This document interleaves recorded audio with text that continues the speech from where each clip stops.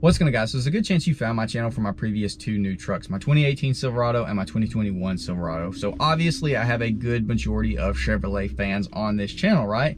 Well, you might have seen in my previous video where we went and ordered our new truck, and it was not a Silverado. So obviously in the comments there were some people questioning, why in the world did I not go with a refreshed 2022 Silverado? So I wanted to have this little sit down conversation with y'all and talk to y'all about why I decided not to go with the Silverado, because it was of course on my list of potentials, right? But first let's talk about what is actually coming out. So they got the refreshed 2022 Silverado.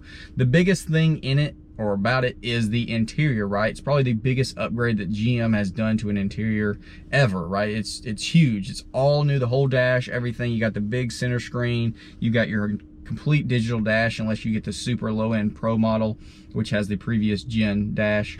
But it is just worlds better. Pretty sure most people are probably going to buy the trucks just based off the interior upgrade. But in my world of YouTube, I'm going to be trying to showcase this new truck to y'all, right? So you will see an initial video checking out the interior, right? Maybe one or two, you know, showing the in-depth look at the interior, of course. But then what's after that? Any interior video, you're going to see this view right here, which is the seats, the rear, the headliner, right? So I don't have much incentive for business purposes on YouTube of having the refreshed interior, right? That's more of a, I will enjoy it, but it's just for me. It's not really for y'all. So what else does the new truck offer? Well, let's just go through the trims real quick, and I'll have pictures up. All these are, I think, thanks to GM Authority where I pulled them. So this first one's a little single cab long bed, custom. This is going to be probably the Pro or whatever it is, the super base model. It's going to just be a work truck, right? So if we go over, we got a crew cab. This is obviously a custom or a low-end trim of some type.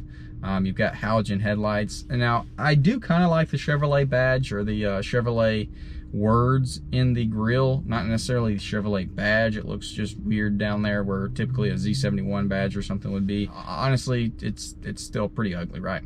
So then we go over to the custom Trail Boss, which my last truck was a Trail Boss. This one, I mean, looks all right, super butt high, but once again, this is all, you know, long range lenses and stuff. I do like the hood, it's pretty cool. Halogen headlights, of course, that same grille. The lower bumpers are of course like the GMCs now, which I do like. It's a clean look. No fog lights is an absolute bummer though. So now we're over here to the short four-door, but this is a RST, which this is probably the best looking image that I've seen of these trucks. It's pretty sharp looking, but I think the biggest complaint people have is why in the world they moved the bow tie up into the top portion of the grille. It's extremely unproportional. Why? Like, that makes no sense that they did this. It's goofy looking. But overall, in this image, the truck does look pretty good, even with the badge being up, you know, in that very awkward position. Don't see any fog lights, but maybe they're covered up by the grass right there. I'm not sure. So then we go over to the LT. No fog lights once again. Kind of weird the way they did the redesign. We go over to the LTZ, obviously starting to look a little bit better. Still the weird bow tie position, but that lower bumper valance portion definitely looks very clean.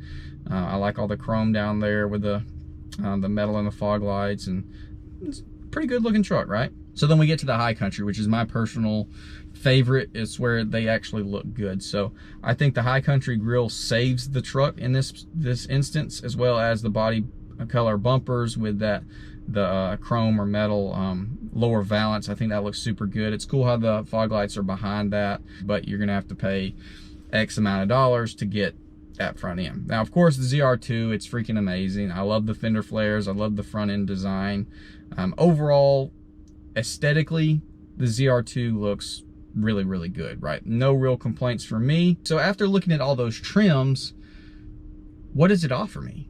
What does, let's say, an RST, because that's where I like to stay, around the middle range of stuff. I don't like paying $80,000-$90,000 for a truck no, that's like, no.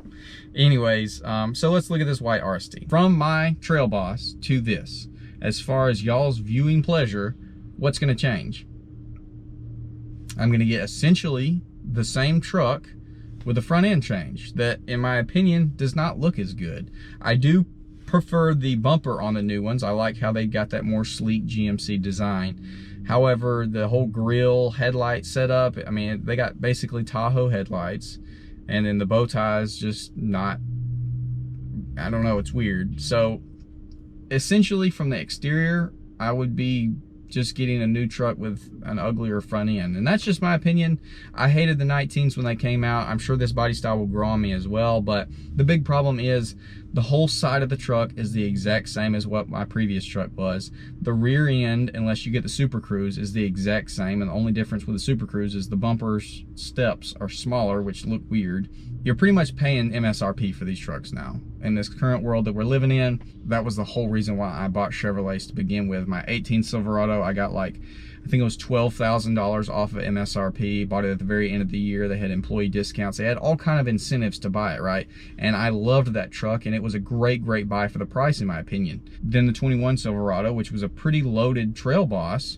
I think I got $6,000 off of MSRP, which the MSRP was like, I think it was 62. Maybe I got a pretty good bit off of the MSRP, but I think the MSRP was 61 or 62,000 on that.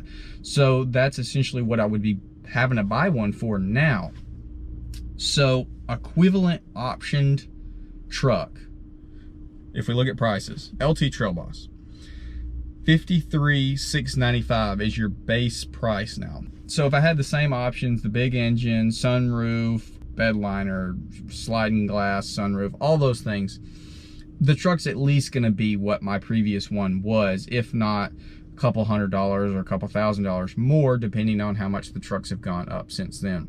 Essentially, I would be trading my truck for a new one only to pay $10,000 to $15,000 more for the same truck with a different front end. Of course, like I said, I would get the new interior.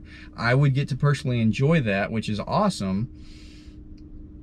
But in my personal ownership experience, would I enjoy a $10,000 upgraded interior? Because that's essentially what I'm getting, right? I didn't see why there was any reason for me to do that. So, like I said, I've got the prices here. I mean, they're expensive. Based off of the GMC prices that I saw, you can take this base price and immediately put $5,000 on it, just immediately, if you're gonna have any options, because you have to buy packages. And I'm sure I could have got a Silverado for a little bit cheaper than what I ended up getting the GMC for. I would say 100% you're gonna be $5,000 over these prices if you get any options whatsoever. Four-wheel drive. A lot of these you have to option the bigger engine because they're pushing the 2.7. So you're gonna have to get the 5.3 or get the 6.2 or get the 3-liter diesel.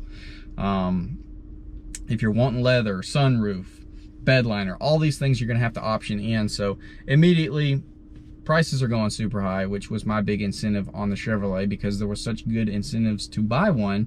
You could get a great truck for a great price, in my opinion, and now they're just getting sky high with these prices. And like I said, the biggest thing for me, I guess, is the truck's too similar. Well, I guess it's similar to like if you had a 15 Silverado and then you got a 16 Silverado. Very similar, just front end changes, right? Basically it, some color matching they added. That's about it. Not huge incentive, in my opinion, to do that change. So that's the biggest thing. I didn't want to spend an extra $10,000 above what my truck was bought for. It might even be more than that, man. It's crazy to see what trucks have gone up to. But essentially, the trucks, the new Silverado, even the refreshed version, was just, it's too similar to my last truck for me to want to get that. I'd be doing the same stuff to it. It would be repetitive. I'm sure they're going to be great trucks. Like I said, the interior is going to be a great upgrade. But as far as me, with what I do with my trucks, how I enjoy them, how I do YouTube, there's just not any reason for me to have gotten the refreshed version. So that's why I decided to go with the Sierra, which I think I'm going to enjoy the crap out of, because it is similar to the previous gen Sierra. It does have the same sides, same back. The front end is much different, and from me coming from the 21 Silverado body style, it is a dramatic change exterior wise, and it's something that y'all haven't seen me do. It's something that I haven't got to experience. And of course, I am going to get the new interior, so that's why I'm stoked about that, because It's not going to be much different for y'all, but I will get to enjoy it. I'll get to showcases and stuff for y'all. But the biggest thing is the exterior is a new, fresh look on the channel, which is what I'm going for. And obviously, as I sit in my 2006 GMC Sierra, I guess we're just going full-blown GMC here. Like, no intentions whatsoever. I was really wanting a cat eye when I was buying this, but this popped up. Couldn't find a cat eye forever, so boom, we got this. So anyways, that's my short story on why I decided not to get the 2022 refreshed Silverado. Comment down below. Let me know what you think I should have got, what you're going to get. With that being said, I'll see you in the next one.